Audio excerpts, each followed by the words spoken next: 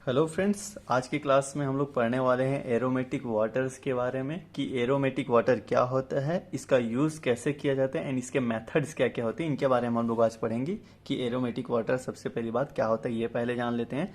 तो फर्स्ट जैसे देखिए इसके डेफिनेशन से स्टार्ट करते हैं। तो aromatic waters as a clear saturated aqua solution of volatile oil और अदर एरोमेटिक और वोलेटाइल सब्सटेंस। मतलब ये हम बोल सकते हैं कि एरोमेटिक वाटर जो रहता है वो एक सेचुरेटेड एक्वा सॉल्यूशन रहता है वोलेटाइल ऑयल्स का एंड वोलेटाइल सब्सटेंस का। अब volatile oils and volatile substance के बारे में जैसे देखें तो वोलेटाइल ऑयल का मतलब क्या होता है कि ऐसे ऑयल जो नॉर्मल रूम टेम्परेचर में ही वो क्या होने लग जाए, इवोपरेट होने लग जाए। इसको जैसे बोलें तो इसका जो वेपर प्रेशर जो रहता है वो हाई रहता है एटमॉस्फेरिक प्रेशर से, तो ये क्या होने लग जाता है, उड़ने लग जाता है, यानी कि वो खत्म होने लग जाता है। जैसे कि फॉर एग्जांपल हम लोग जैसे पेट्रोल लें तो पेट्रोल को हम लोग जैसे ऐसे नॉर्मली प्लेट में रखेंगे तो एक टाइम के बाद वो गायब हो जाएगा, है ना, उड़ जाएगा वो वेपर के फॉर्म में, तो उसको वोलेटाइल ऑयल बोल सकते हैं ना। तो उसके जैसे एरोमेटिक वाटर के बारे में और जैसे जानते हैं तो फिर saturated solution of volatile oil और वोलेटाइल सब्सटेंस एंड एरोमा। अब एरोमा मतलब क्या है, इसके नाम से पता चल रहा है कि एरोमा एरोमेटिक यानी कि एरोमा एरोमा एरोमा मतलब क्या हो रहा है, सुगंधित होता है ना। एरोमा मतलब कि सुगंधित, मतलब कि फ्रेगनेंस। इस टाइप का जो सॉल्यूशन रहता है, इस टाइप का जो सब्सटेंस रहता है बोल सकते हैं, वो क्या रहता है, एक तरीके से फ्रेगनेंट देते हैं, यानी कि उसमें खुशबू होती है, सुगंधित रहता है वो, है ना। अब जैसे देखें free from solid impurities and are free from empyreumatic और फॉरिजेनिक ऑर्डर्स। मतलब इसमें क्या बोला जा रहा है कि इस टाइप के जो सब्सटेंस रहता है जैसे वोलेटाइल सब्सटेंस यानी कि एरोमेटिक वाटर जो रहता है ये एक तरीके से फ्री रहता है किसी से सॉलिड इम्प्योरिटीज जो हो गया, एंड इम्पेरोमेटिक जो रहता है, इम्पेरोमेटिक मतलब कि स्मोक टाइप का ऐसा कुछ उसमें, एंड फॉरिजन ऑर्डर इस टाइप का उसमें प्रेजेंस नहीं रहता है, या इसमें यानी कि एक तरीके से बोल सकते हैं इसमें एक तरीके से एक प्योरिटी इसमें रहती है एरोमेटिक वाटर में, है ना। इस टाइप के जो सब्सटेंस जैसे हो गया, इम्प्योरिटी जैसे हो गया, सॉलिड सब्सटेंस हो गया, एंड जैसे स्मोक टाइप, है ना, स्मोक टाइप यानी कि उसमें अगर है तो एरोमेटिक वाटर नहीं होगा, है ना। इसमें वही बोला गया है कि इसमें इम्प्योरिटीज जैसे हो गया तो सॉलिड इम्प्योरिटीज नहीं होगी, एंड इम्प्यूरिमेट्रिक एंड फॉरिजेनिक ऑर्डर्स जो रहते हैं उसमें प्रेजेंस नहीं होते हैं, ये इम्प्योरिटीज उसमें प्रेजेंट नहीं होते बोल सकते हैं। एंड इसमें जैसे आगे देखें most of the aromatic waters have low solubility of water.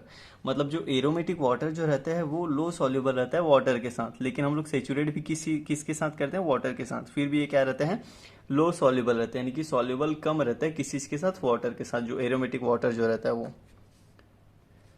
अब आगे जैसे देखते हैं तो एरोमेटिक वाटर्स को दो टाइप से कैटेगराइज किया गया है, जैसे बोले कैटेगरी में दो टाइप से इसको बांटा गया है। तो फर्स्ट है हमारा simple aromatic water and second है concentrated aromatic water. Simple aromatic water क्या होता है इसके बारे में जैसे देखें तो they contain purified water as solvent. हम इसमें जैसे सिंपल एरोमेटिक वाटर जो है ये क्या कंटेन करता है, प्यूरिफाइड वाटर को सॉल्वेंट के रूप में कंटेन करता है। फॉर एग्जांपल जैसे देखें क्लोरोफॉर्म वाटर के जैसे प्रिपरेशन करते हैं तो हम लोग उसमें क्या लेते हैं, वाटर लेते हैं उसको सॉल्यूशन को प्रिपेयर करने के लिए, तो उसी को बोला जाता है सिंपल एरोमेटिक वाटर। अब जैसे देखिए कंसंट्रेटेड एरोमेटिक वाटर क्या होता है, तो they contain alcohol as a solvent. अब जैसे इसके बारे में जैसे देख रहे हैं नाम से समझ आ रहा है कि कंसंट्रेटेड एरोमेटिक सॉल्यूशन मतलब कि इसमें हम लोग क्या करते हैं, क्या लेते हैं, एल्कोहल लेते हैं प्रिपरेशन के लिए, एरोमेटिक वाटर प्रिपेयर करते हैं तो उसमें हम लोग एल्कोहल को सॉल्वेंट के रूप में लेते हैं। फॉर एग्जांपल जैसे कैम्फर वाटर हो गया, कंसंट्रेटेड कैम्फर वाटर हो गया, एंड पीपरमेंट और वाटर हो गया, ये सब चीज़ प्रिपेयर करने के लिए हम लोग क्या करते हैं, इस जो कैटेगरी है उस बेस पे इसको प्रिपेयर करते हैं। तो आगे जैसे देखते हैं इसके मेथड के बारे में हम लोग थोड़ा सा पढ़ लेते हैं कि क्या क्या एरोमेटिक वाटर्स प्रिपेयर करते हैं, तो कौन कौन से मेथड इसमें यूज़ करते हैं।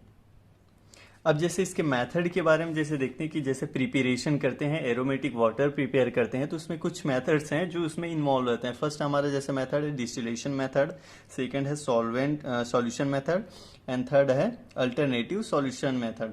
अब जैसे इसमें देखें कि डिस्टिलेशन मेथड क्या होता है। डिस्टिलेशन मतलब कि हमको पता चला कि डिस्टिलेशन मेथड के थ्रू हम वाटर को भी डिस्टिल वाटर प्रिपेयर करते हैं, तो उसी की तरह हम लोग इस मेथड को यूज करते हैं किस चीज के लिए, स्ट्रॉन्ग रोज वाटर जो प्रिपेयर करना रहता है, एंड ऑरेंज फ्लावर जो वाटर रहता है, इसके लिए हम लोग क्या करते हैं, डिस्टिलेशन मेथड का यूज करते हैं। इसमें क्या किया जाता है, ये एक बर्नर रहता है, स्ट्रक्चर के बेस पे थोड़ा सा समझ आ रहा होगा, मैंने इसको नॉर्मली प्रिपेयर किया है, नॉर्मली बनाया इस स्ट्रक्चर को, तो उसमें आप लोग को समझाने के लिए।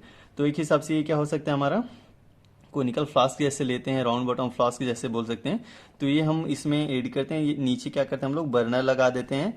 एंड यहाँ पे जैसे हम रोज़ वाटर प्रिपेयर करना है, तो यहाँ पे हम लोग रोज़ के जो पत्ते रहते हैं उसको, लीव्स, उसके जो फूल के जो पत्ते रहते हैं उसको हम लोग इसमें ऐड कर देंगे। एंड इसके बाद इसमें हम लोग वाटर ऐड कर देंगे। देन वाटर को ऐड करेंगे तो ये क्या होगा, गरम करेगा इस जगह को, है ना, हीट करेगा। तो हीट करेगा तो यहाँ से इसका जो वेपर है वो इस नली के थ्रू, इस, है ना, इस पाइप के थ्रू वो आएगा।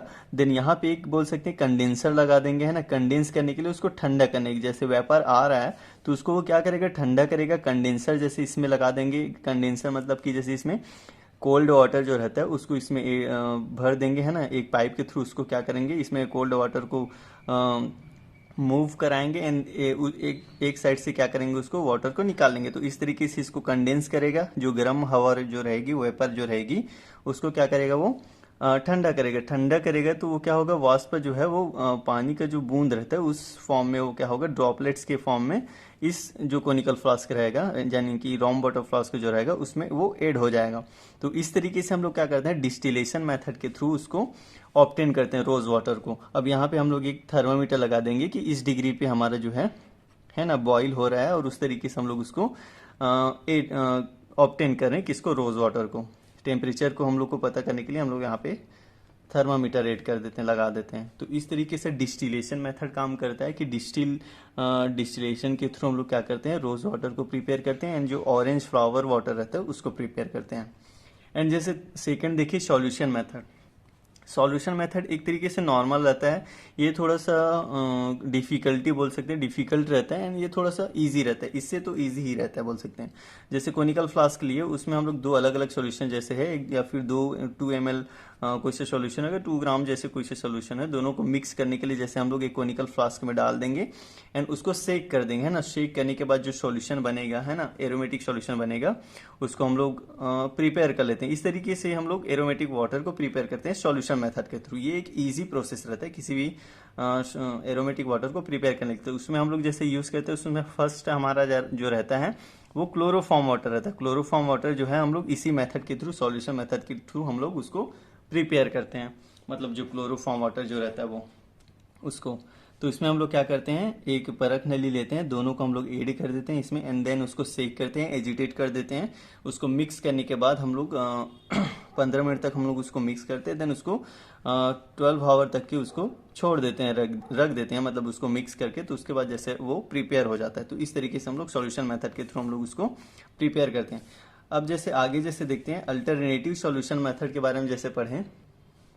तो अल्टरनेटिव सॉल्यूशन मेथड के बारे में जैसे पढ़ रहे हैं, तो फिर इसमें हम लोग क्या करते हैं कि इसमें हम लोग 15 ग्राम टैल्क ले लेते हैं। मतलब कि उसमें थोड़ा सा हम लोग क्या कर सकते हैं, इसमें हम लोग क्या करते हैं कि जो टैल्क जो रहता है उसमें हम लोग जैसे एरोमेटिक सॉलिड्स का यूज करते हैं। जैसे कि टैल्क हो गया, है ना, जो फ्रेगनेंस देता है ना, उस टाइप की जो सब्सटेंस रहता है उसको हम लोग इसमें यूज करते हैं। एंड एरोमेटिक सॉल्यूशन भी यूज करते हैं। तो दोनों को मिक्स करके उसमें 1000 ml वाटर के साथ उसको मिक्स कर देते हैं।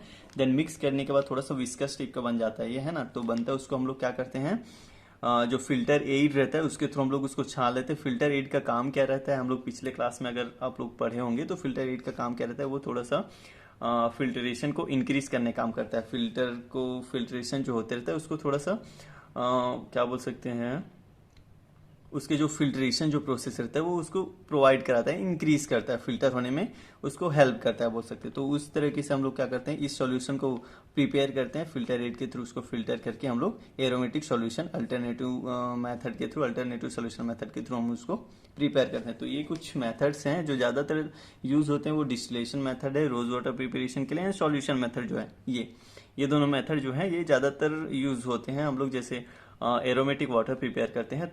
तो आज का क्लास बस इतना ही था कि एरोमेटिक वाटर क्या होता है, एंड इसके कुछ कैटेगरी थे वो हम लोग आज के क्लास में पढ़ लिए, एंड इसके मेथड के बारे में हम लोग थोड़ा सा डिस्कस कर लिए। आई होप आप लोग को समझ थोड़ा सा तो आया होगा। एंड अगर आज का वीडियो थोड़ा सा आप लोग के लिए अगर हेल्पफुल रहा हो तो प्लीज़ चैनल को सब्सक्राइब करिए, लाइक करिए, एंड बेल आइकॉन को भी क्लिक करिए। And thanks for watching this video.